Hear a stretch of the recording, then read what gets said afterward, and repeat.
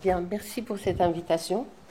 Je vais vous présenter quelques projets de l'agence CAB, donc des projets plus récents et puis quelques réalisations plus anciennes mais très fondatrices de notre travail. Alors nous avons débuté notre travail dans un paysage très spécifique, c'est le paysage de la Côte d'Azur où la topographie est forte, la lumière assourdissante. Et on a eu la chance, dès le départ, d'avoir des commandes sur des terrains un peu impossibles. Et ça a été pour nous une façon d'avancer, élaborer nos projets dans un processus de fabrication, on va dire, à la fois empirique, intuitif, et en utilisant des éléments qui étaient déjà là, qui étaient la lumière, l'horizon, la pente. Et donc, voilà, ces murs, ces infrastructures qui forment de façon très forte et s'inscrivent dans le paysage de la Côte d'Azur. Donc, nous avons suivi, comme tu venais de le dire, nous avons suivi l'arôme d'un chemin sans vraiment en connaître l'issue. Donc, ça a été vraiment un processus qui s'est fait un peu au fur et à mesure. Ce qu'il faut savoir, c'est que le territoire de la Côte d'Azur est un territoire très particulier puisque son histoire a été brassée comme dans un grand hub méditerranéen, un grand brassage multicouche, multiculturel, ce qui lui donne un caractère très particulier, où au fait l'Orient et l'Occident arrivent à se réunir là, ensemble. Donc je vais vous montrer un peu quelques images qui pour nous sont justement cet arôme de ce paysage. Donc voilà, des sols habités par des restanques, des falaises face à l'horizon qui constituent toutes ces corniches qui mènent Nice jusqu'à l'Italie. Et chacune de ces corniches établit des relations très particulières avec l'horizon et la mer. Là, il y a la petite corniche celle qui est sur cette photo, donne voilà, une proximité avec la mer. Et puis les autres corniches qui à chaque fois établissent des relations inédites, à la fois la moyenne et la haute, qui amènent à des paysages extrêmement atmosphériques. Et puis les ponts qui franchissent les plis du paysage. Et puis le paysage se retourne dans des vallées. Et dans ces vallées, il y a ces fleuves qui, avant, étaient des véritables espaces publics, espaces de rassemblement et de fraîcheur. Et puis pour prolonger ces infrastructures, il y a certains édifices qui sont là un peu comme des acteurs figés et mémorables de ce paysage, qui sont le musée océanographique que vous venez de voir à Monaco, ou bien cet hôtel assez mythique qui se positionne en proue. Alors j'aime beaucoup cette photo qui nous représente, c'est nous trois, lors d'un voyage au Caire, donc nos ombres projetées sur le sable. Ça explique un peu cette photo représente assez notre façon de travailler, c'est-à-dire on est un groupe nous-mêmes cosmopolites, donc cette hybridation culturelle fait que chacun amène dans le projet un peu sa culture et son imaginaire. Alors je vais présenter le groupe scolaire de Beausoleil. Donc le groupe scolaire de Beausoleil se situe dans une ville qui est juste une ville en pente qui s'est constituée derrière Monaco. Et il se trouve, comme vous pouvez voir, alors je ne sais pas si ça marche. Oui. Donc voilà, cette route qui est là, c'est la corniche qui amène. Alors je ne sais pas du tout le faire. Voilà. J'ai un pointeur laser. Voilà, pardon.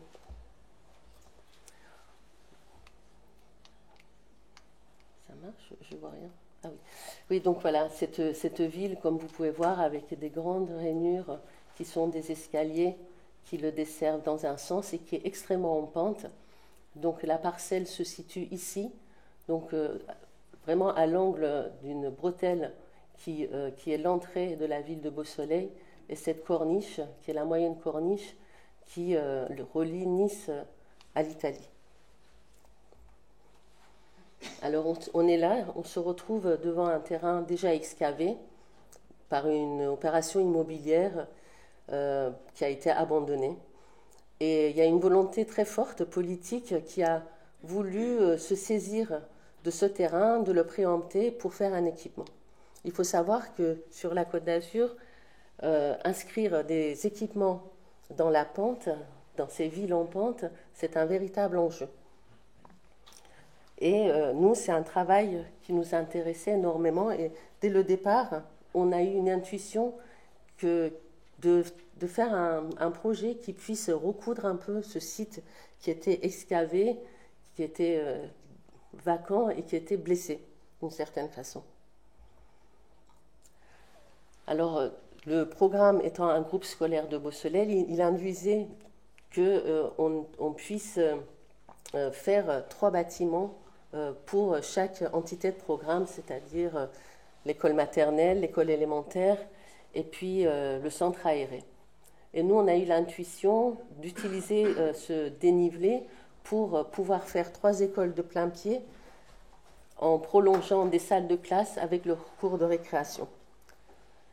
On s'est appuyé aussi sur la question des accès, qui était celui de l'entrée des enseignants et du parking des enseignants, pardon, et du dépôt minute pour les parents, pour agrafer le projet entre le haut et le bas.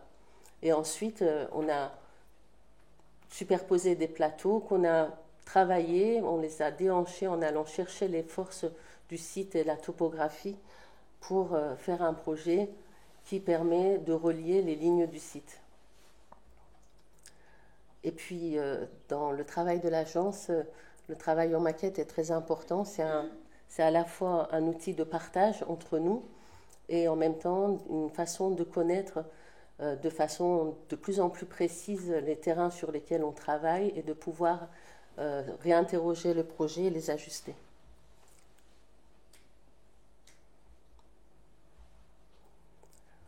Alors la disposition du programme est assez simple. Les salles de classe sont toujours du côté de la vue vers la cour et ensuite à l'arrière on a toujours disposé des programmes communs. Et on est venu creuser avec des patios pour pouvoir rendre le projet traversant. Et puis le système de distribution centrale, selon l'épaisseur du plateau, nous permettait d'avoir donc des lieux de distribution spécifiques à chaque projet, à chaque programme, pardon. Donc là, il était l'école maternelle, l'école élémentaire avec une distribution plus claire, plus simple, et puis tout en haut, de façon assez indépendante, le centre aéré. Et ensuite, la loge gardien qui vient surplomber l'ensemble du projet. Et comme vous pouvez le voir sur la coupe, eh bien l'arrière est creusé par ces patios pour permettre d'être au plus proche de la roche, de s'adosser à ce sol excavé et en même temps rendre le projet traversant par l'air et la lumière. Alors, comme vous pouvez le voir, voilà, le sol se dresse. Le sol était déjà excavé, mais on l'a conforté avec un soutènement cloué qu'on a un peu continué pour arriver à rentrer l'ensemble du programme. Et c'est un sol qui est fait c'est un sol fracturé fait d'argile et de calcaire. Et on a décidé de garder cette expression de cet effort du soutènement dans le projet. Donc là, c'est la confrontation entre le projet et ce mur de soutènement. Et à l'arrière, l'ensemble de ces murs, on a continué à travailler le béton en l'éclatant pour qu'il rentre en résonance avec ces murs de soutènement et ces murs de pierre qui font les corniches de la Côte d'Azur. Et puis à l'intérieur, partout, on est venu chercher de la lumière, des patios pour donner des vues intimes à l'intérieur des espaces. Le grand escalier de distribution centrale. Et puis des accès aussi indépendants aux cours, selon si on va directement à l'école élémentaire ou maternelle. Et c'est un projet qui est un grand bandeau qui se plie. Et ces planchers sont, pour des questions structurelles, eh bien, sont remplis de poutres, d'où leur épaisseur. Et comme vous pouvez le voir, l'édifice suit totalement en fait, la forme de la pente et de la topographie. Et cette superposition permet aussi de créer ces situations où les enfants peuvent se regarder et se saluer d'une cour à l'autre. Le projet s'efface ici, depuis le paysage bas, et trouve toute sa présence dès qu'on se place un peu plus haut. Et l'émergence de cet ensemble qui finit avec la maison du gardien fait aussi référence à toutes ces maisons qui se retrouvent dans la topographie. Celle-ci sera sur une topographie artificielle.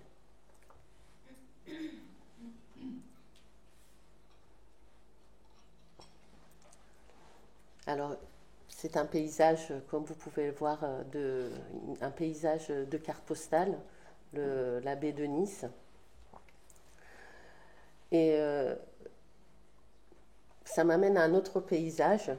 C'est un paysage qu'on trouve en Iran, sur la montagne de Alborz. C'est la ville de Massouleh. Et c'est une référence qu'on a beaucoup regardée parce que c'est un dispositif d'habiter la pente qui est très intéressant et très instructif de la manière dont la pente peut générer d'autres façons de vivre, où le sol et le toit se mélangent et permettent d'avoir des sols partagés et de pouvoir gravir comme ça un paysage, l'habiter et avoir une relation inédite entre les gens et avec le paysage. Alors le gymnase de l'Ariane se situe dans une vallée à Nice. C'est quand le paysage balnéaire se retourne le long du fleuve, dans un quartier qui est un quartier de grand ensemble. Et le long de ce fleuve, qui était l'image que je vous ai montrée tout à l'heure, qui était un espace public et qui est devenu un délaissé oublié. Et les infrastructures, plus l'implantation et l'installation de ces quartiers, tournent totalement le dos à ce fleuve le long duquel on a surtout positionné des industries à l'époque. Alors le programme était un programme d'ANRU, de faire un gymnase de proximité, un futsal. Donc voilà la vue du fleuve, c'est un fleuve de cailloux où les rivières sont plutôt souterraines, mais c'est aussi un fleuve qui se charge au moment des inondations. Et il y avait une indécision, si vous voulez, dans le programme au moment du concours qui a été très bénéfique pour nous pour faire projet. Ça a été une clé de projet, c'est qu'ils voulaient un gymnase d'une petite taille qu'on appelle de type B, qu'ils voulaient ensuite, peut-être au moment du développement du projet, le transformer dans un gymnase beaucoup plus grand.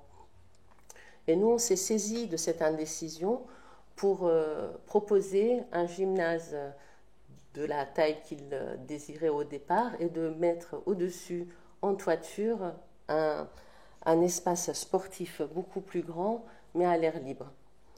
Alors, ça a été la première clé du projet. Et puis la deuxième était une volonté de notre part de vouloir relier la ville à son fleuve.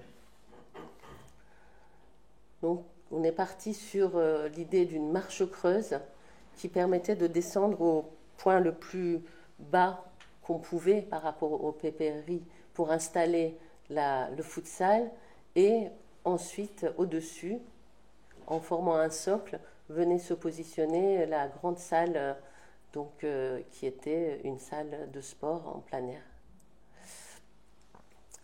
Alors la disposition était assez simple. Il y a 3 niveaux. Le premier niveau est donc en rapport avec le fleuve et s'installe la salle et les vestiaires. Et ensuite, au niveau de la ville, on retrouve l'accès public avec les tribunes.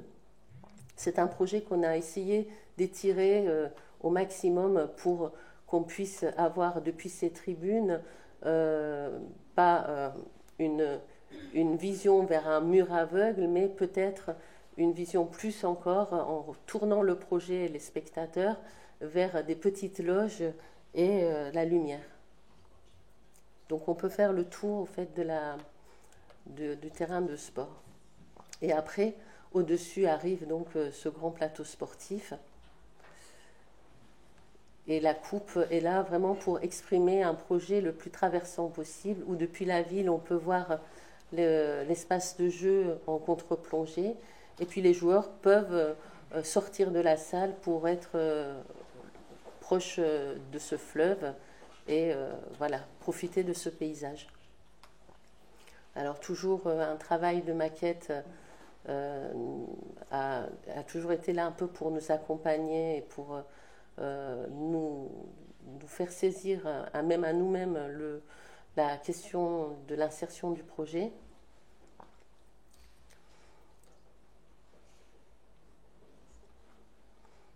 Jusqu'à des sauts d'échelle sur des questions structurelles. C'est un projet qu'on a voulu extrêmement dépouiller, donc c'est vraiment un projet fait de murs de double paroi de béton, de poutres précontraints qui sont distancés, je crois, de 2,60 m. Il y a plus de poutres que ce qu'il faudrait pour tenir le plateau, mais c'était aussi là pour, à un moment, donner un rythme et une forme de noblesse et de richesse à cette intériorité, à cette salle. Voilà ces poutres préfabriquées, précontraints, qui viennent se ficher à l'intérieur donc des murets en béton.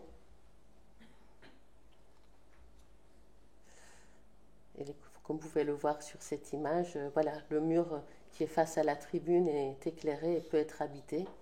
Il y a une déambulation totale autour du terrain.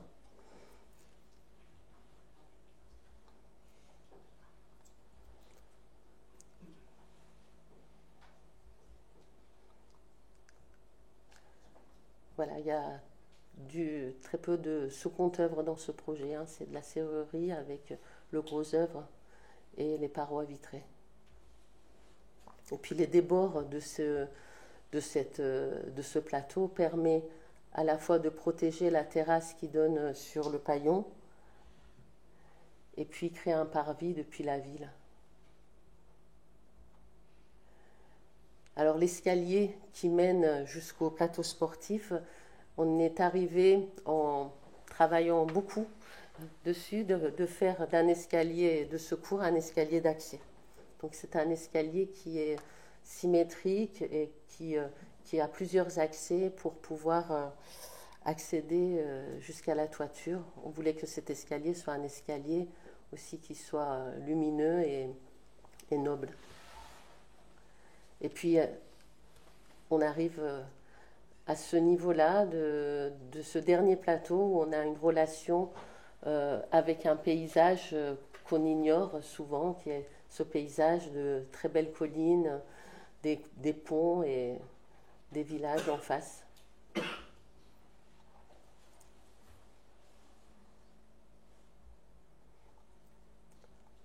Et on espère que ce projet sera l'occasion d'être un lieu de rassemblement des jeunes ou tout simplement des habitants de ce quartier pour qu'ils puissent avoir un moment de communion face à ce qui est leur paysage au quotidien.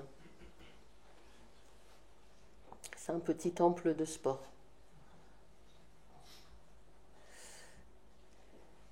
Et ce qui était intéressant aussi, toujours dans le travail qu'on mène à l'agence, c'est de toujours penser que ces toitures qui redeviennent des sols deviennent un peu un espace alternatif, un espace de liberté.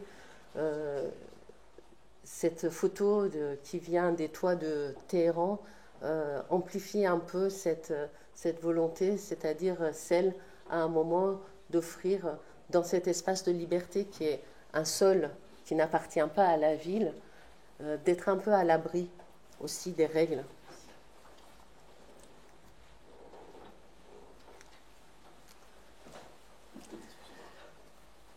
Là, alors le pôle petite enfance de la Trinité, ça a été un projet qui nous a beaucoup été inspiré par un lieu que nous connaissions bien, parce qu'on y avait à une époque nos bureaux, qui était le Riviera Palace, qui était un grand palace au-dessus, donc à Beau Soleil, au-dessus de Monaco. À l'époque où on y était, il était totalement délabré.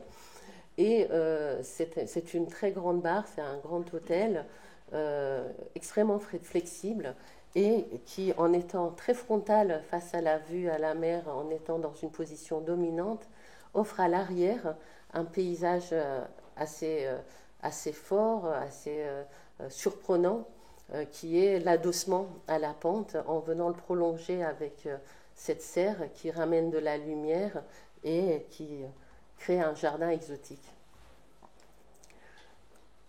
Le pôle petite enfance se trouve pas très loin du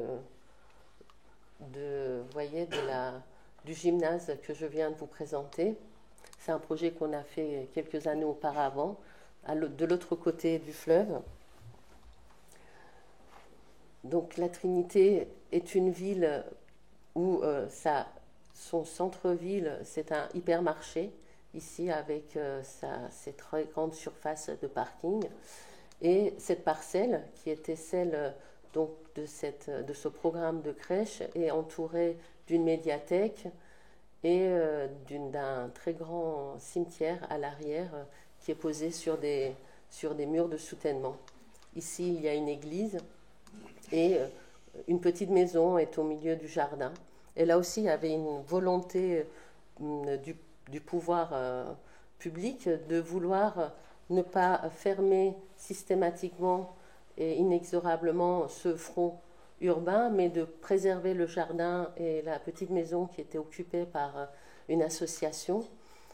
Et ça a été pour nous une occasion. Vous voyez l'ambiance qui est quand même assez dure à cet endroit-là, où il y a très peu d'espace public, il y a très peu d'espace pour le piéton. C'est vraiment un lieu pour la voiture. Voilà, on est parti sur cette intuition de faire un projet qui poursuit le dispositif de ces grands murs de soutènement jusqu'en bas.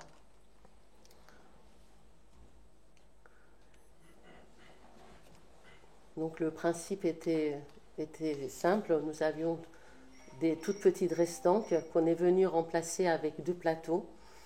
On a créé un mur fort ici qui nous a permis aussi de créer cet espace pour rendre cet équipement traversant. Et là encore, voilà, c'est toujours un travail assez géologique sur les murs qui se succèdent sur le terrain pour proposer ces grands bandeaux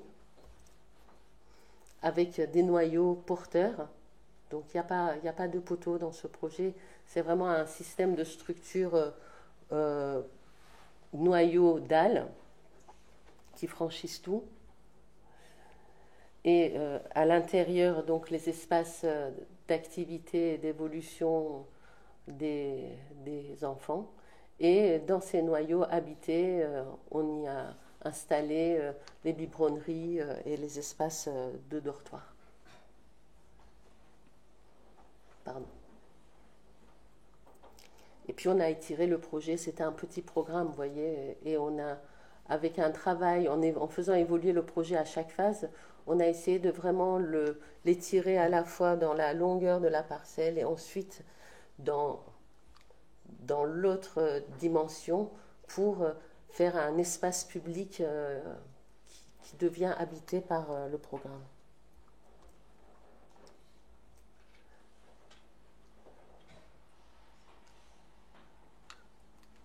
Donc ce mur qu'on a vu tout à l'heure sur le chantier devient un espace en s'y éloignant pour offrir l'espace majeur du projet qui est l'espace de distribution. Là aussi, un travail de maquette nous a toujours permis de vérifier un peu l'intégration du projet, son insertion dans le site et sa justesse. Et on a essayé de faire de cet équipement un fond de scène à la petite maison. L'ensemble de ces escaliers, qui sont quand même nombreux, avait vraiment comme objectif de donner la plus grande porosité entre cet équipement et le jardin. Et puis c'est bien plein d'escaliers qui servent à rien dans un jardin. Et donc la maison a ce fond de scène. On se glisse sous ce parvis qui continue en cet espace public. Voilà, on se positionne très fortement en relation avec le jardin. Le projet est quand même extrêmement simple, hein. C'est des dalles et des noyaux avec une très grande transparence. Puis un système aussi de ventilation qu'on a couplé avec un système d'incendie. C'est un peu, on aime bien coupler les choses qu'on ne doit pas coupler d'habitude. Voilà, ça demande beaucoup de négociations et beaucoup de dialogue. Et puis ces espaces donc d'évolution qui se veulent extrêmement simples et abstraites. On est allé même jusqu'à faire de ces parois vitrées des parois qui rentrent en galandage dans les noyaux. Voilà, et la petite maison devient aussi le fond de scène de cette crèche. Et cette crèche se met en relation avec la médiathèque, au fond, par les escaliers.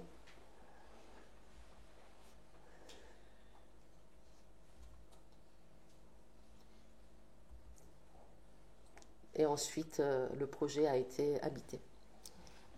Voilà.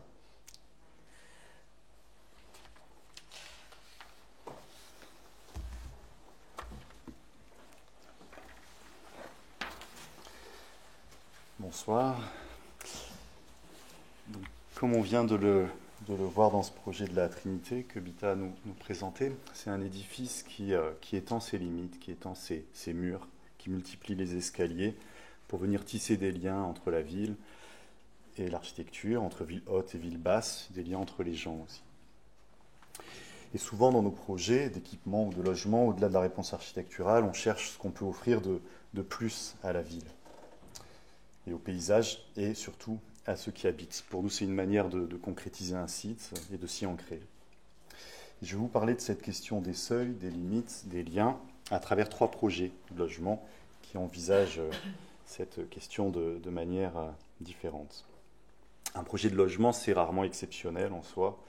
C'est des surfaces peu généreuses, des coûts de construction qui sont souvent trop maîtrisés. Mais c'est en proposant une relation inédite au paysage et entre les gens que le projet peut alors prendre une autre dimension. Pensez toujours à la ville, il y a un devoir d'urbanité quand on fait un projet. C'est ce qui fait appartenir aussi l'architecture au monde. Et quand on réfléchit sur du logement, il faut résister aux injonctions de privatiser, de séparer, et plutôt trouver des dispositifs pour rendre ces limites poreuses entre espace public et privé. Donc dans ces projets que je vais vous présenter, on a essayé d'être vigilant avec cette idée avec la seule idée d'intimité et de confortabilité pour que le projet ne soit pas non plus un repli sur soi et un frein au plaisir de vivre ensemble. On questionne souvent les limites dans nos projets pour proposer des seuils propres à créer des épaisseurs habitées entre l'architecture et son environnement. Des seuils reliant la rue au jardin, le porche au patio, le hall ou coursive, et enfin l'habitation au paysage. La plupart de nos projets se situent le long de ces corniches dont Bita vous parlait. Il y a 3 corniches qui relient Nice à l'Italie et qui sont des infrastructures belvédères, voilà, qui mettent en scène un paysage extraordinaire. Et cette photo célèbre parle de tout ça. Et c'est un paysage qui est fragile aussi. C'est une scénographie paysagère qui est fragile. Parce qu'il faut, quand on s'y installe, il y a une politesse, il y a une attention à avoir pour ne pas venir entraver ses vues vers le paysage. Et donc le premier projet d'habitation que je vais vous présenter, c'est l'histoire d'un projet qui tend d'abord à s'effacer pour mettre en scène cette vue sur le vieux village d'Aise, sur Saint-Jean-Cap-Ferrat, et puis au loin encore l'Estérel. En 2004, on venait de livrer un petit projet d'habitation à Beau-Soleil, et l'entrepreneur avec qui on avait travaillé nous a proposé ce terrain et proposé aussi d'y installer une maison individuelle comme il y en a tant qui habitent ce paysage. Alors, le terrain, c'était presque un non-terrain, une falaise, un terrain très en pente, pris entre 2 voies, la moyenne corniche en bas ici, et puis une rue qui mène à la haute corniche.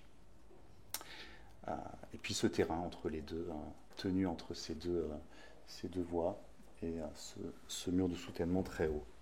On a voulu faire la démonstration qu'il était possible en fait d'habiter ces parcelles très compliquées et d'amener une densité beaucoup plus importante qu'une seule maison. On lui a proposé 6 logements accolés, mais en conservant bien entendu une vraie qualité d'habiter, en tentant de mettre en scène ce paysage. Alors quand on s'installe dans un site aussi pentu, il y a un chemin à ouvrir pour pouvoir rentrer sur ce site.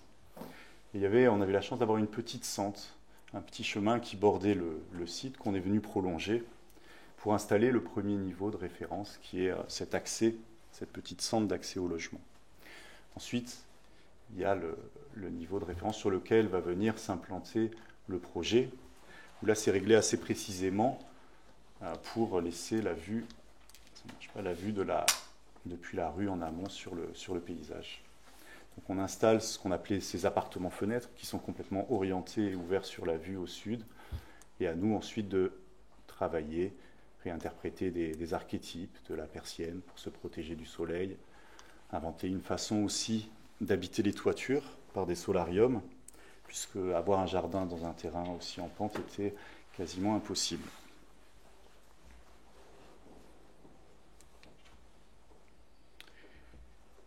Pour ne pas entraver la vue vers la mer, c'est comme en fait si la relation habituelle, on va dire, qui relie les rues au logement est inversée. On rentre par la toiture, on rentre au niveau de la toiture et c'est en fait cette 5e façade qui adresse le bâtiment sur la rue. On a ici un petit belvédère qu'on a créé, qu'on voyait sur la première photo, par lequel on peut descendre au stationnement et qui vient se connecter à cette sente qui existait, qui descend plus bas, et on connecte l'accès au logement ici. Donc c'est un projet de 6 logements, 3 duplex à l'ouest et 3 simplex à l'est. Les duplex s'ancrent très fortement dans le site, alors que les simplex sont posés comme un bâtiment poutre sur le vide des parkings, des stationnements.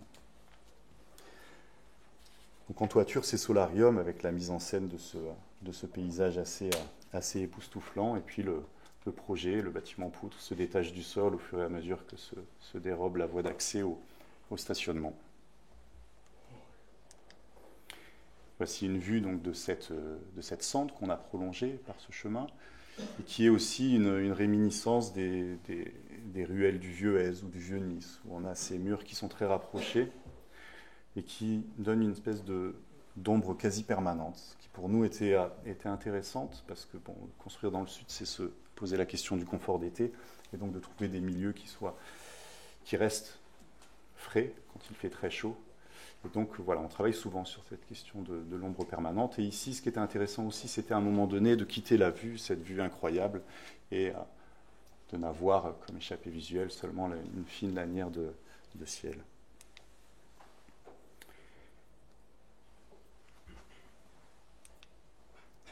Et donc avec ce paysage, cette lumière, cet horizon, c'est à nous ensuite d'inventer, de réinventer des systèmes d'occultation, de protection solaire, de cadrage. Et donc on a commencé à travailler sur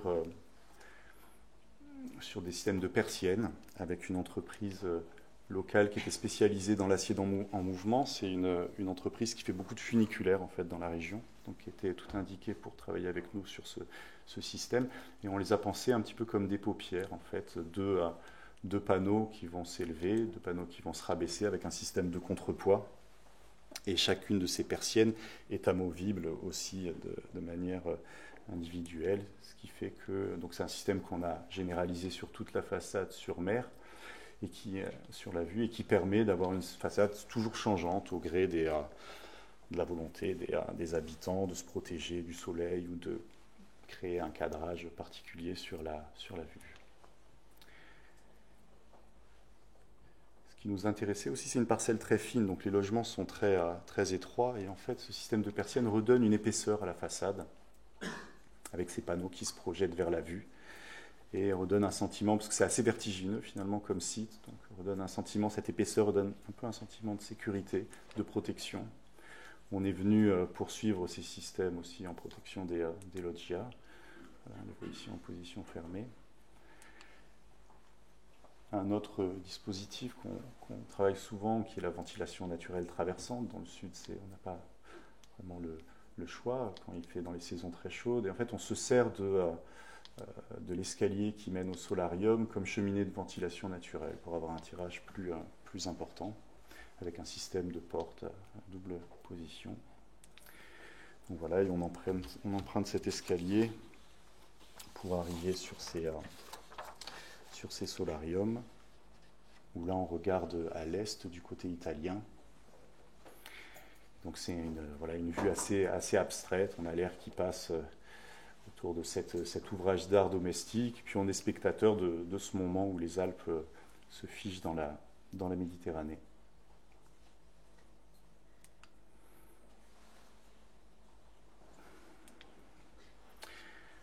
On avait gagné ce concours de logements sociaux à Cannes en 2006, pour une vingtaine de logements sociaux. Et en allant sur site, on avait remarqué que les gens sortaient encore la chaise sur le trottoir dans l'espace public pour converser.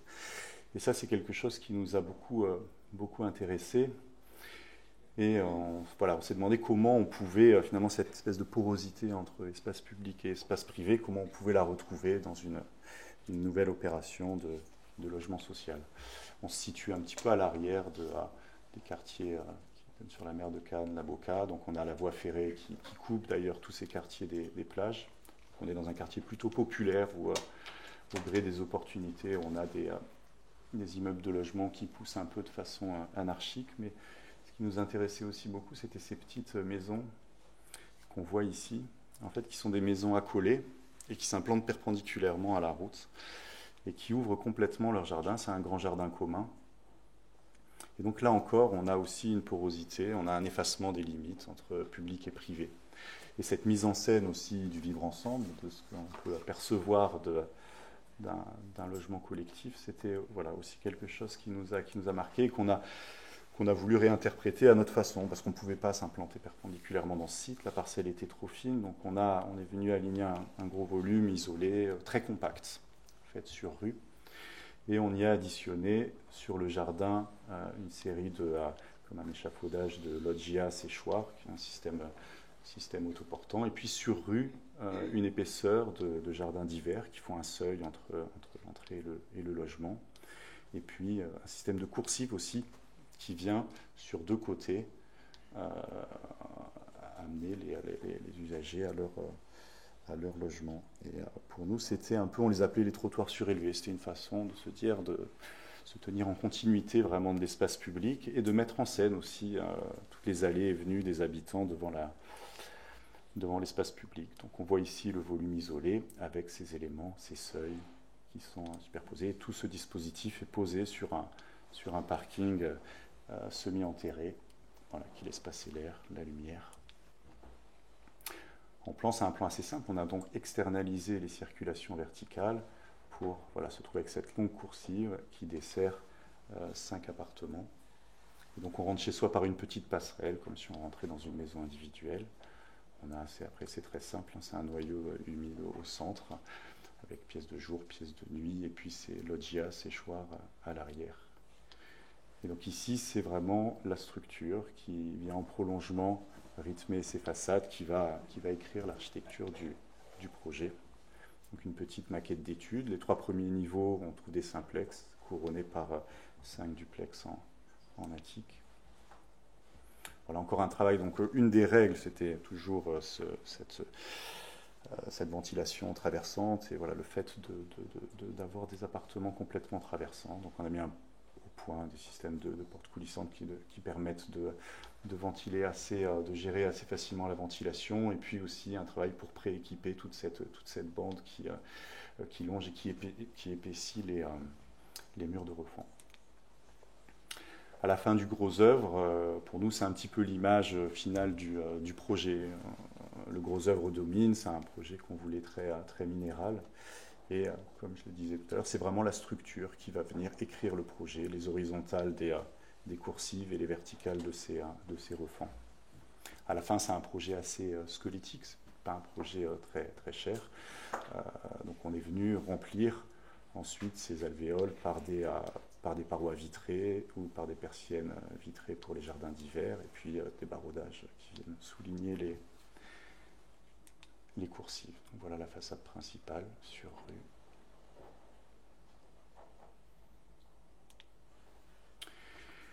Ces coursives, pour nous, c'était vraiment l'occasion déjà de ne pas rentrer dans une boîte fermée quand on travaille sur des logements, mais être toujours en contact avec le paysage. Donc, quand on sort de l'ascenseur ou de l'escalier, de se reconnecter avec ce paysage, le grand territoire, mais aussi le paysage plus proche du quartier.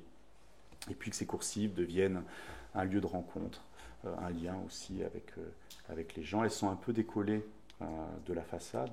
Et cette mise à distance est aussi intéressante verticalement parce que ça met en lien aussi les différents niveaux de l'immeuble. Donc voilà le système de fermeture des jardins d'hiver, donc qui peut faire tampon thermique l'hiver ou l'été s'ouvrir pour laisser ventiler les appartements. Et en façade arrière, des volets coulissants très simples. On a travaillé avec des entreprises en faisant ce qu'elles savaient faire. C'est un immeuble qui est relativement simple.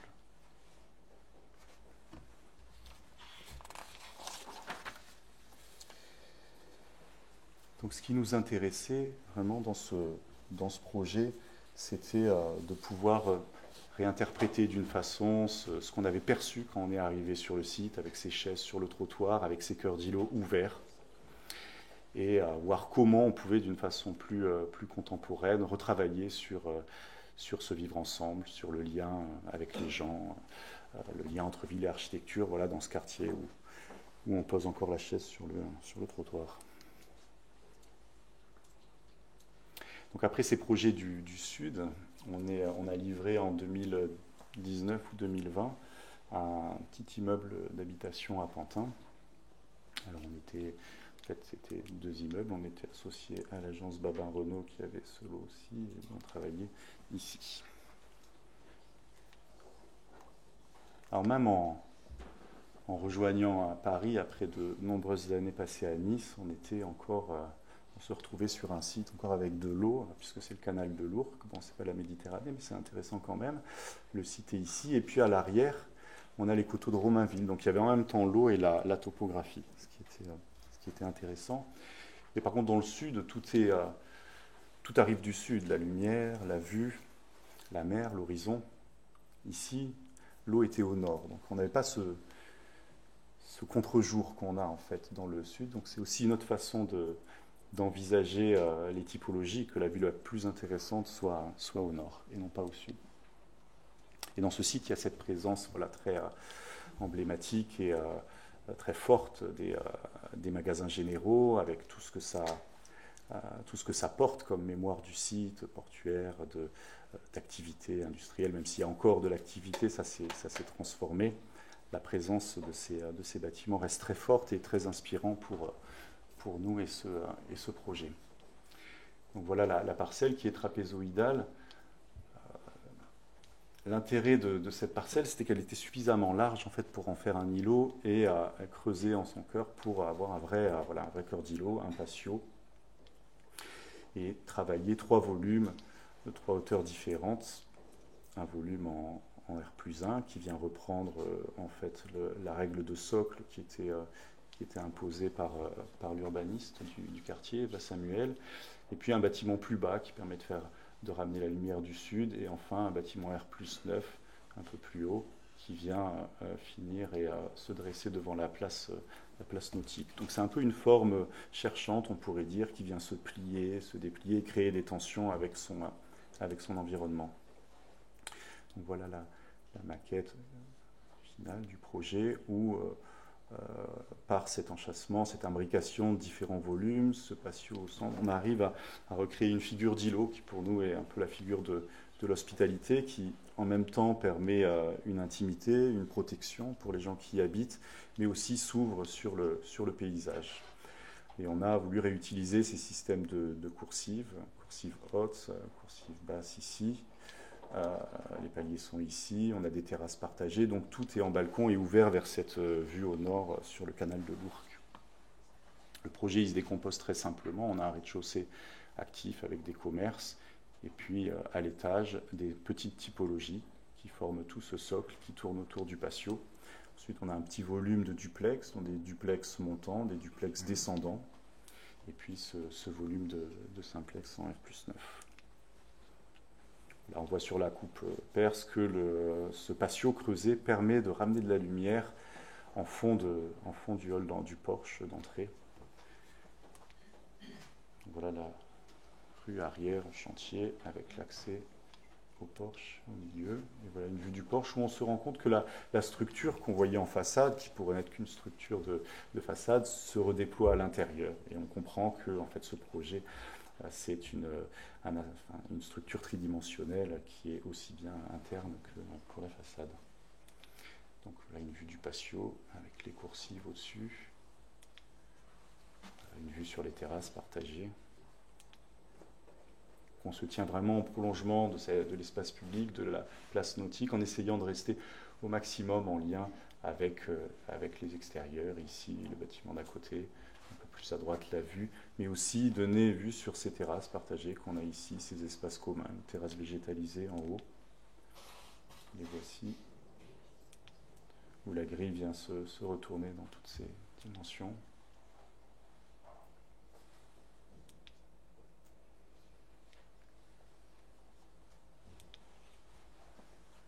Voilà le socle actif, les logements R+1, les petites typologies ici, et puis aux étages, R+5, les duplex qui s'empilent et les simplex ici.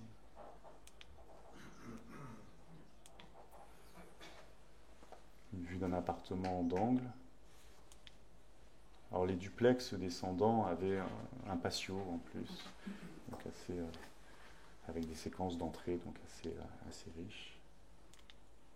Et voilà donc la structure du bâtiment qui est comme une grande sculpture de Sol Lewitt avec cette trame qui se retourne dans toutes ses dimensions, que l'on retrouve partout et qui permet de composer, d'ordonnancer, de proportionner aussi cet édifice. Et à l'intérieur vont se glisser des logements et tous les éléments de façade ou de partition sont issus de la filière sèche, alors que toute la structure est coulée en place en béton. Donc on voit comment on remplit ces alvéoles, soit en creux quand on a des loggias ou en plein, avec des façades à ossature bois qui sont revêtues d'une tôle d'acier zingué. Donc finalement, son remplissage est un peu à la carte, et on pourrait même imaginer que ça soit un bâtiment qui évolue, des typologies qui évoluent, sans dénaturer, on va dire, l'architecture de l'édifice. La structure coulée en place avec des arêtes vives qui vient dialoguer, on va dire son côté un peu archaïque qui vient dialoguer avec le côté très précieux de ces petites tôles d'acier zinguées.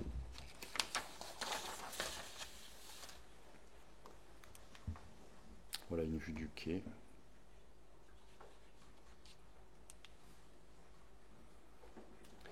Pour nous, ce projet, il s'agissait d'amplifier, d'affirmer ce caractère portuaire du lieu, mais aussi proposé par cette figure de cloître, intimité, protection et ouverture depuis le paysage, pour que finalement, quand on regarde cet immeuble depuis l'extérieur, on puisse vraiment le sentir vivre, en fait, et que ça soit un bâtiment qui prône vraiment sa dimension collective avant tout.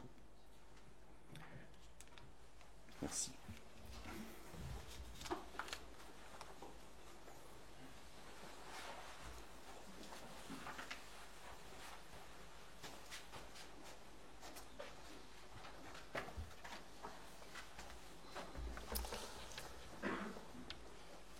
Eh bien, donc nous avons parlé de sol, de seuil, et maintenant je vais aborder un peu la question de là ou des structures, parce que bon, finalement c'est une thématique qui traverse une thématique transversale de notre travail, et en même temps, bon, c'est vrai qu'on a essayé de faire des chapeaux, mais en fait tout se recoupe. Je veux dire, on retrouve la question des seuils dans les projets que je vais présenter. Voilà, donc il y a quand même toujours une sorte de croisement des intentions et des thématiques. Et alors, je vais un peu vous présenter en préalable quelques réflexions sur justement les diverses questions qui vont traverser ces projets. Et donc ça va parler de structure, de paysage, d'installation, mais aussi d'hybridation. Et alors la première question, c'est, on s'est quand même dit à travers ce travail empirique dont a parlé Bita, c'est que au fond, à chaque sol sa structure, si je devais caricaturer un peu la question. C'est-à-dire que voilà, l'assise géologique, c'est un peu elle qui va, les spécificités aussi des terrains du Sud, leur géométrie, leur nature, c'est ça un peu qui va conditionner au fond, d'une certaine manière, notre approche structurelle. Mais donc aussi, qui dit sol dit aussi donc paysage, et que donc ces structures, au fond, ce qui nous intéresse peut-être, c'est la manière dont elles donnent à voir le paysage, et que l'on va les penser aussi par rapport à cette question-là. Donc ce n'est pas seulement une question d'expressivité ou d'abstraction, mais plutôt de mise en relation entre voilà, des vues, un paysage et cette structure.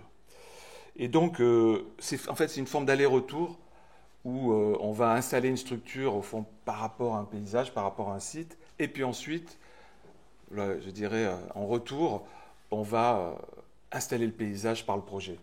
Donc, il y a quelque chose comme ça qui vient dans les deux sens. Alors, aussi, le troisième point que je voulais aborder, c'est que, d'une certaine manière, vous l'avez vu dans les projets précédents, notamment ce projet de logement, où au fond, on est parti sur une figure classique, on pourrait dire, c'est-à-dire la figure du cloître. Et donc, en fait, ce qu'on essaye de faire, et de continuer, c'est de travailler sur une figure classique, mais on va dire qui est plutôt centripète, fermée sur elle-même, avec un langage d'idées d'angle et de figures classiques, et puis avec en même temps le plan moderne, qui est plutôt centrifuge, qui va justement essayer de casser les limites et de s'ouvrir. Voilà, et donc cette forme d'hybridation, elle revient régulièrement, et elle nous conduit parfois à devoir nous en sortir et à mentir architecturalement, et voilà, mais plutôt utilement, mais jamais gratuitement. Alors, une autre réflexion, c'est que dans la pente, finalement, la coupe, elle est déjà là. Donc on pourrait imaginer qu'on travaille beaucoup la coupe sur les terrains en pente et sur les architectures qui s'adaptent au pendage, à un relief abrupt. En fait, finalement, on s'est rendu compte au fil des projets que c'est vraiment la question du plan qui domine. Et donc, passer par le plan pour régler finalement les relations entre les niveaux, entre les plateaux, fabriquer une forme de promenade architecturale. Donc, tout ça, voilà, c'est... En fait, le plan est plus complexe à régler. Voilà, et enfin, un dernier point, c'est que donc, nous sommes partis du Sud, nous l'avons, enfin, on ne l'a jamais quitté, en réalité. Hein. Voilà, on parlait d'arômes tout à l'heure. Voilà, toutes ces expériences, ces arômes du Sud, on les a bien évidemment gardés. Mais disons quand même que ce changement de territoire, vous voyez, il nous a permis de nous reposer la question du langage, de notre langage de l'architecture, et de se dire au fond finalement qu'est-ce qui est important. Et ce qui était important, c'était quand même eh bien, de travailler sur la structure qui permet de parler au site, de parler au paysage. Et voilà, donc c'est pour ça que on a un peu abandonné à un certain moment, au fond, la question de la masse, la question du poids, de l'empilement, de la compression, pour aller vers des structures plutôt réticulées qu'on a. Voilà, je vais maintenant aussi vous présenter. Mais en fait, aussi à la fin, maintenant, on s'est rendu compte qu'on ramenait ce langage structurel plutôt de terrain plat, donc d'ossature, on l'a ramené vers le sud. Et c'est ça qui était intéressant, c'était un moment de faire cette rétroaction et de réhybrider finalement le langage du sud par ce qu'on avait pu expérimenter en Île-de-France. Voilà. Donc, eh bien, donc je vais essayer d'illustrer ce propos. Voilà, donc l'Institut de la mer est un petit campus qui s'adresse aux chercheurs et aux étudiants en océanologie, qui se trouve donc entre la baie de Villefranche et puis la fameuse basse corniche qui longe toutes ces communes. Alors le site est très intéressant parce qu'en fait il est patrimonial. Autrefois se trouvait là l'arsenal de fabrication des navires royaux au XVIIe siècle. Et donc plusieurs bâtiments ont été conservés. Donc ce sont des très beaux bâtiments, très longs, très fins, avec assez bas, et avec des percements très réguliers, des baies très régulières. Et donc en même temps, vous voyez des murs qui viennent comme des quais, des murs, et puis des enrochements. Et ensuite aussi on trouve donc des curiosités, vous voyez, des espèces de résidences, de petits châteaux comme ça, très éclectiques du 19e, qui se sont insérés dans le paysage et dans la végétation.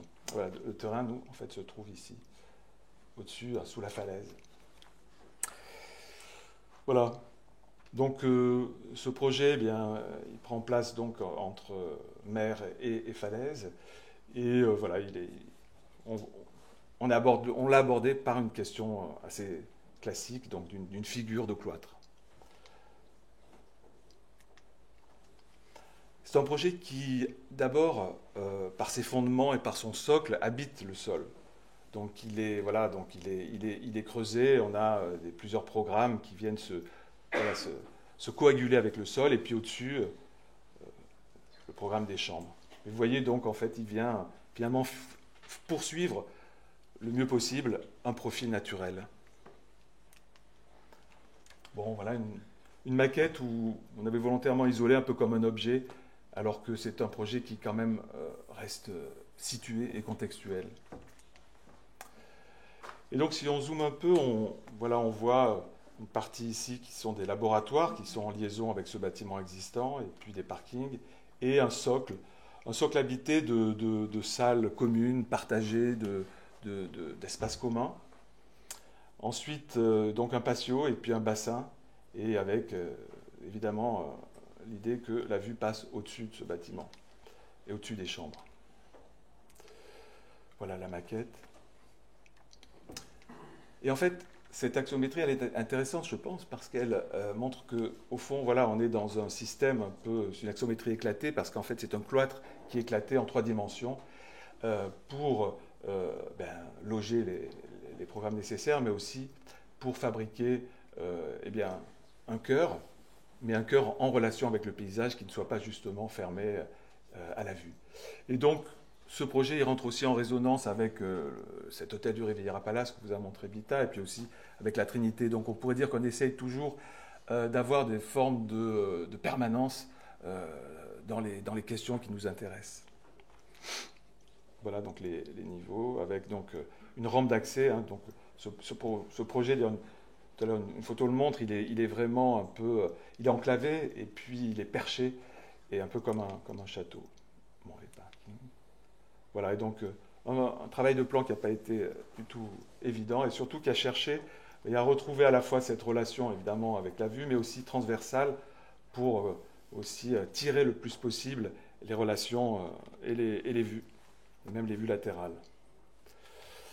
Voilà, et enfin les chambres, cet équerre de chambre qui ferme le cloître, avec ici une petite partie quand même en porte-à-faux. Je dirais pourquoi. Alors pourquoi cette image de pont? Parce que justement, ça a déjà été dit précédemment, voilà, dans cette région, on est marqué par les infrastructures, puisque là, le relief conduit à fabriquer des ponts, à fabriquer des murs, à fabriquer des restanques, et d'ailleurs j'en profite pour dire aussi, on dit plutôt des planches aussi dans les Alpes-Maritimes. Et puis bon voilà, un exemple de pont habité qui n'est pas du tout, que vous avez reconnu évidemment, c'est à Florence. Et voilà. Et donc on a fabriqué un pont, une sorte d'immeuble pont de poutre habitée, on pourrait dire, qui est une double poutre, une poutre échelle qui permet donc qui se repose sur 2 points et qui franchit à peu près 25 mètres et qui est donc une sorte de poutre virandelle, poutre échelle, mais qui à la fois était intéressante parce que dans son langage, elle traite une question qui est le franchissement, donc qui fait passer ce projet finalement dans un domaine de l'ordre de l'ouvrage d'art, et en même temps qui reprend, puisque pour à la fois mettre des chambres mais en même temps alléger la structure, donc ces baies comme ça qui viennent finalement entrer en résonance avec les bâtiments de l'arsenal. Donc, et là, il apparaît un peu comme un objet isolé, puisqu'après tout un travail de sol et de remise en place de la terre qui a été excavée, qui a été stockée, qui va être remis. Donc voilà, donc ces percements qui vont être dévolus aux chambres. Bon, s'il y a des ingénieurs dans la salle, pas de questions. Mais voilà, donc effectivement, il y a eu plusieurs schémas, si vous voulez, sur donc, des schémas structurels pour voir comment pouvait fonctionner cette poutre échelle, avec évidemment au centre à la fois une traction en partie basse et une compression en partie haute, et puis d'autres schémas sur les problèmes de cisaillement qu'évidemment il a fallu régler par les épaisseurs, par le ferraillage. Mais tout ça pourquoi? Alors tout ça, on l'a fait pour ça. Et ça, c'est donc de venir mettre en relation donc un paysage et ce patio. Mais on aurait pu mettre des poteaux, mais en fait, finalement, c'est se dire que c'est un lieu collectif et que donc un lieu partagé, et que donc c'est une manière d'offrir un paysage de la taille d'une communauté, voilà. Et donc c'est pas forcément l'idée du cadrage, mais c'est plutôt de la mise en confrontation ou en relation. Voilà, alors donc ce patio, c'est un lieu de rencontre, c'est un lieu d'échange. Ces chercheurs, la question de la communauté de chercheurs, elle est toujours importante. En plus, ils viennent ici, puisque leur terrain de jeu, c'est juste en bas. Ils vont plonger dans cette baie régulièrement, ils remontent. Et donc voilà, ce bassin, c'est une forme de contraste retardé, au fond, entre évidemment la vision de la baie, et puis, alors il y a quand même quelques immeubles, évidemment, mais il y a quand même une vraie percée. Donc c'est la mise en relation retardée ou avancée entre la baie et puis ce bâtiment qui est donc épais, qui est là aussi, qui a cette forme de cloître, je l'ai déjà dit. Voilà, donc ces salles, elles sont un peu comme des hangars à bateaux, avec des portes qui s'effacent et qui permettent aussi d'avoir cette dimension moderne d'une espèce de continuum de l'espace qui va... voilà. Et puis, donc, entre le dispositif de lumière naturelle, mais en même temps d'espace traversant, voilà, ici, on a aussi un dispositif qui amène la lumière naturelle et en même temps la ventilation, donc pour fabriquer des ventilations naturelles. Voilà. Donc, ce bassin, il est toujours en ombre permanente et il rafraîchit l'air qui monte l'été. Et donc l'articulation de cette poutre, il est là, c'est ce noyau-là qui est dans lequel on trouve une salle de visio et qui articule finalement le changement de direction. Et donc pour voilà, faut conclure sur cette question de l'écriture à la fois structurelle et architecturale. Donc, par cette structure, on a pu, au fond, eh bien, dialoguer avec ces bâtiments de l'Arsenal. Et donc travailler, comme ça a déjà été dit par Marc ou Bita, travailler ces archétypes, là aussi qui ne sont plus des infrastructures, mais les archétypes des occultations des persiennes, de la persienne traditionnelle, qui là, elle aussi est en équerre, qui à la fois donc, fait un séparatif avec son voisin, mais aussi protège de la chaleur. Donc je disais tout à l'heure que c'est un bâtiment qui est un peu, voilà, une dramatisation un peu de l'entrée, il est très enclavé, donc il y avait une volonté de dramatiser cette entrée où on voit le porte-à-faux qui au fond est aussi une manière de s'échapper de la figure classique. Et enfin, par contre, en partie plongeante, où ce bâtiment, même malgré sa géométrie, on pourrait dire un peu figée, au fond, il se mélange assez aimablement avec le paysage. Voilà. Et donc, les chambres eh bien, sont soit des chambres individuelles, façon bateau, avec mobilier intégré, lit bateau, et puis qui ont une caractéristique particulière, c'est que donc il partage sa petite terrasse loggia avec son voisin et aussi avec son autre voisin la salle de bain. Donc ça permettait de concentrer, condenser, comprimer le linéaire. Et ça, c'était puisque le terrain était quand même relativement petit vu le nombre des 46 chambres qui étaient demandées. Voilà, et la même chose donc pour par contre des hébergements pour deux lits. Et donc, à cette vision collective, finalement, du paysage, cette mise en scène collective, correspond à une mise en scène très intime de la chambre et du paysage, qui, là, donne sur la baie, mais sur l'autre bras de l'équerre, donne vers un jardin. Voilà, et bien, quand c'est fermé, on travaille justement l'effet de contre-jour, voilà, largement et si bien peint par Matisse.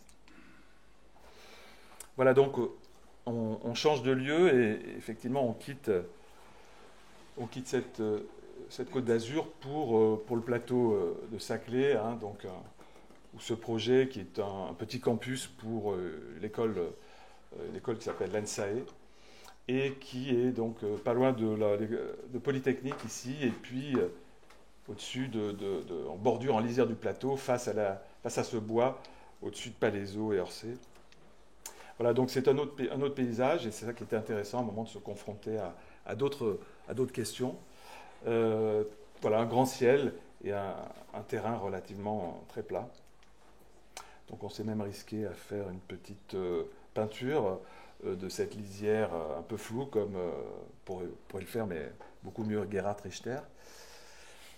Et voilà, et donc là aussi, voilà, alors cette figure du cloître, on la retrouve ici. Alors c'est pas un cloître éclaté en 3 dimensions, mais c'est vraiment posé. Et on le pense comme un pavillon, ce bâtiment, plutôt justement d'où cette forme très, très élémentaire du carré creusé. Et du carré, voilà, creusé, mais et aussi praticable, puisque en fait, il n'y a aucune clôture dans ce bâtiment. On peut le traverser, voilà, il est totalement ouvert. Ça, c'était assez intéressant. Voilà, donc le principe, c'est un rez-de-chaussée avec voilà, un patio planté, ici le hall d'entrée, les auditoriums, divers programmes, et puis surtout des grandes galeries qui gardent le lien donc avec le sol, avec ce qui va devenir quand même voilà, un quartier très vivant, et qu'il est déjà aussi devenu, depuis qu'on a fini ce projet. Donc les amphithéâtres, le hall, et puis un patio minéral pour les étudiants, et puis la bibliothèque. Et enfin, donc, voilà, et après des bureaux pour les chercheurs avec aussi une administration. Voilà, et donc, en fait, pour structurer tout ça, donc on est parti sur le principe on a quitté la masse et la compression pour le réticuler, et pour une exostructure qui va, comme ça, associée à des poutres, portée de façade à façade et libérer complètement cette trame de 15,50 m qui autorise beaucoup de scénarios possibles. Donc voici une maquette assez précise donc, de cette vision un peu arachnéenne du système cette ossature. Voilà. Donc tout repose sur un détail. En fait, c'est une exostructure de HEB 240 donc qui vient accueillir des poutres en manivelle avec une pièce de raccord. Voilà, et donc ce système-là, il est intéressant parce qu'il libère complètement tous les aménagements possibles et aussi le passage des fluides ici dans une espèce de grosse goulotte qui fait tout le tour. Donc c'était un peu comme un mécano et où certaines parties étaient déjà préparées en atelier, comme ces colonnes marteaux, et puis qui sont reliées les unes entre elles, les unes avec les autres. Voilà.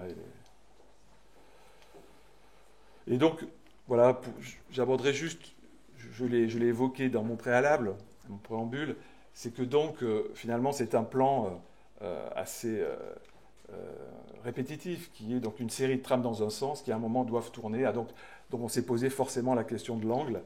Et donc, dans ce cas-là, ce qu'on a choisi de faire, c'était continuer l'angle classique, c'est-à-dire vraiment fermé, avec un point particulier sur ce poteau d'angle, pardon. Et puis, voilà, donc de ne pas laisser transparaître ce plan moderne, cette forme de svastika qui se décale avec chaque fois des vides de loggia.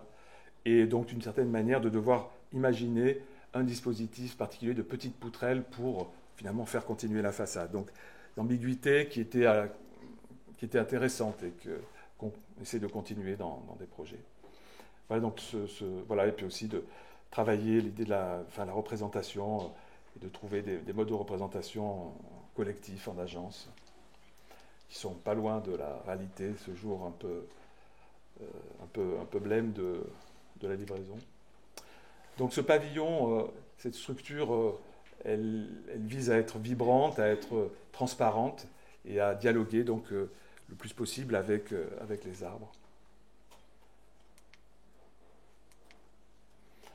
Et donc, à la différence justement du projet précédent qui cherche à d'une certaine manière à allonger, à rendre panoramique le paysage, là au contraire, vu qu'on est déjà sur un lieu très plat, c'était de le redécouper finalement par la structure.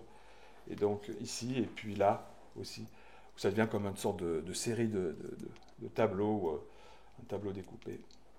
Voilà les lieux un peu majeurs qui sont le hall, les amphithéâtres qui se font face avec un dispositif acoustique pour pouvoir l'utiliser indépendamment, la bibliothèque. Voilà, et sans rentrer plus dans le détail sur la mise en œuvre, qui était quand même très cohérente avec le principe structurel, c'est-à-dire ce sont ce sont des plaques de fermacelle qui créent le cloisonnement, qui sont elles-mêmes issues du module primaire, qui est le rectangle en fait de la structure, hein, la mesure de la structure, et qui est redivisé, et tous les systèmes sont vissés. Mais surtout, ce qui était important, c'était que rien n'arrive directement sur cette façade totalement vitrée, mais plutôt garder toujours une sorte de détachement, voilà, de la façade. Alors, maintenant, je vais finir sur deux projets.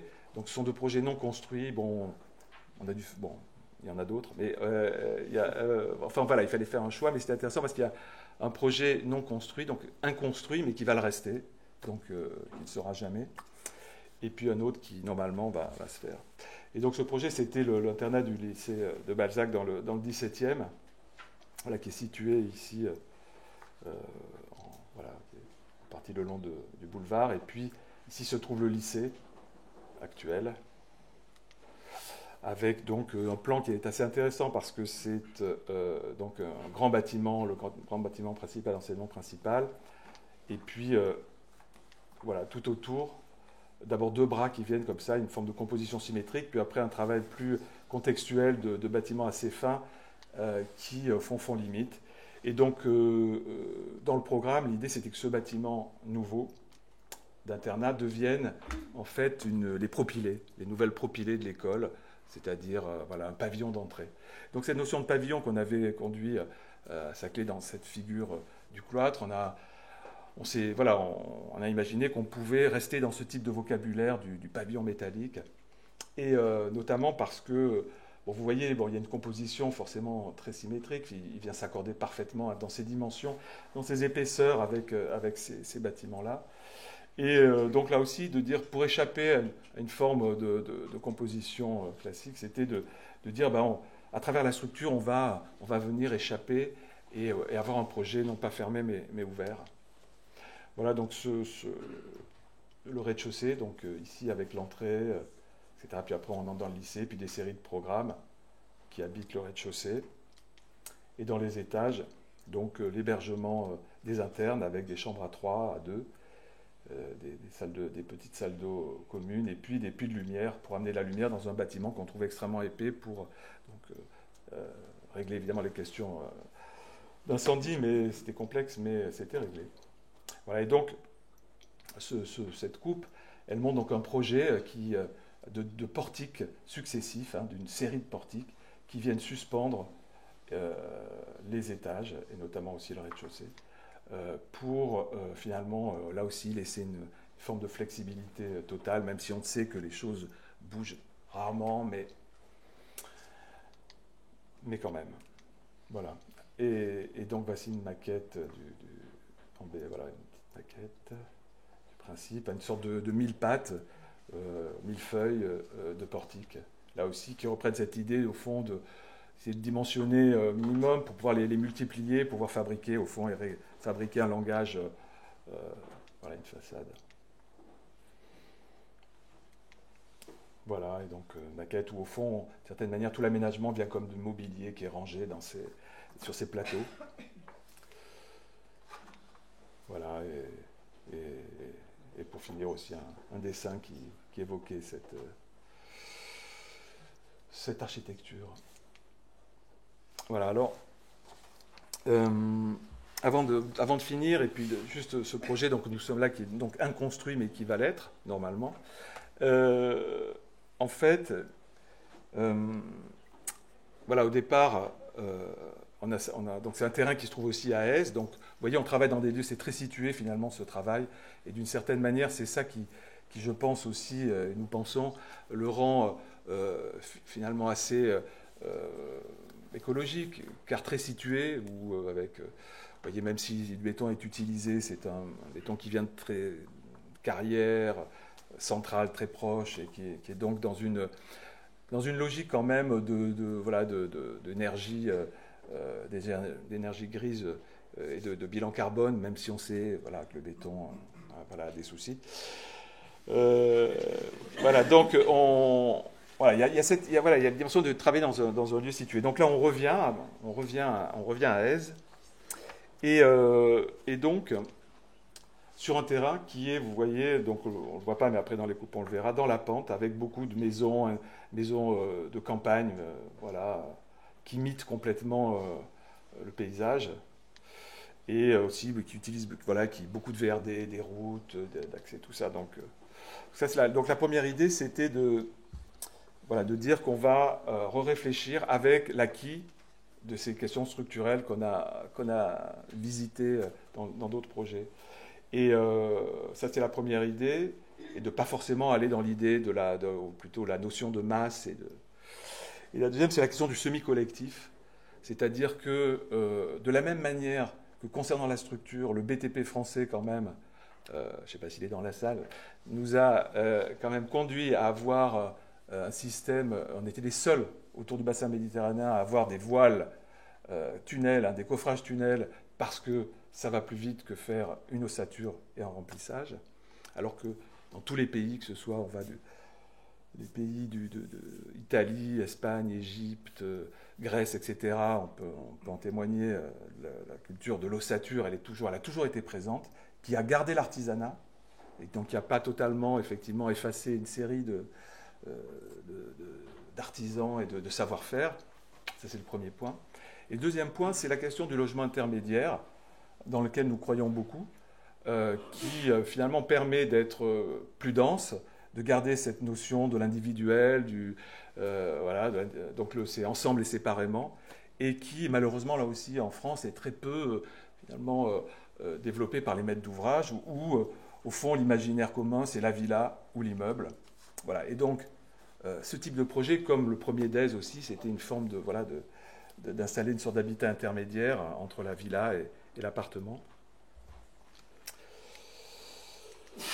Voilà donc un terrain comme ça, avec dessus une villa, alors qui sera démolie, mais on récupérera les matériaux. Je rassure tout le monde, hein, s'il y avait eu des... Voilà, et avec une vue, belle vue. Alors, vue, voilà, c'est ça qui fait le prix du terrain, évidemment. Voilà, et alors, en fait, à cette époque-là, donc, j'avais lu bon, on avait parlé, un livre d'Italo Calvino sur la Ligurie, qui est donc son pays, enfin, puisqu'il est né en Amérique du Sud, mais il est venu avec son père et ses parents en Ligurie. Et donc, voilà, il a beaucoup écrit là, sur ce territoire. Et notamment, ce qui était frappant, c'est parler de ce pays, cette Ligurie maigre et osseuse. C'est vrai que c'est une languette très fine, finalement, qui est coincée entre le Piémont et la mer, et qui va de Gênes, on pourrait dire, jusqu'à la frontière italo-française, et puis, selon nous, jusqu'à Nice, car voilà, jusqu'au fleuve le Var, à peu près à 40-50 km de la frontière, c'est encore un peu l'Italie, quand même, il faut le dire. Après, on passe à la Provence. Voilà, donc cette notion de maigre, osseuse, faisait penser aussi à ramener l'ossature, la question de l'ossature dans le sud. Et voilà, et alors il y a des exemples assez fabuleux qui sont toutes ces soutènements, qui ne sont pas des murs, mais qui sont une espèce de grille, comme ça, qui vient s'adapter à la nature des sols à maintenir, et qui fabrique des objets étonnants dans lesquels la végétation peut encore pousser. Donc c'est des soutènements, comment dire, très spécifiques, hein, puisqu'ils finalement ils s'adaptent à la forme du terrain. Donc ça aussi c'était une piste. Donc voilà, on est parti tout en respectant évidemment les PLU, etc., les règles, au fond d'éclater en 6 petites entités reliées par un axe central ici, fait d'escaliers, donc escaliers. On a essayé de limiter le nombre d'ascenseurs, mais donc on n'a pas pu en avoir moins que 3. Mais en attendant, pour desservir évidemment le plus aisément possible. Voilà. Et donc ça fabrique en coupe donc des petits R+2 qui donc par le système d'ossature permet d'avoir plein de configurations. Donc on a des duplex avec jardin, il y a des flats petits, grands. Et en fait, ça permet aussi une grande liberté. Bon, la flexibilité, maintenant tout le monde la pratique, mais d'avoir des scénarios très différents. Voilà en maquette. Et donc, l'idée, c'était finalement, en retravaillant comme ça de cette ossature, c'est pour revenir à cet exemple que j'ai montré de grille comme ça qui modèle au fait finalement la forme des sols, c'est de venir plaquer ces ossatures comme comme si on avait écrasé un peu un immeuble de R+8 sur le terrain. Avec évidemment un jeu de murs et de... Voilà, alors, bon, évidemment, quand ça se confronte à ça, c'est sûr que... On dira, mais en même temps, voilà, c'est un moyen d'être dense, d'avoir peu de VRD, et voilà, et de faire une forme de village, de hameau, avec des principes d'escalier, voilà, qui amènent aussi un voisinage intéressant. Et cette structure, au fond aussi, elle participe au soutènement, c'est-à-dire que voilà, les poutres viennent aussi participer au maintien des terres à l'arrière. Donc voilà, pour finir, ce joli montage d'Yves Klein, hein, qui se jette non pas donc dans la Méditerranée, mais dans une rue. Voilà, on va continuer. Voilà.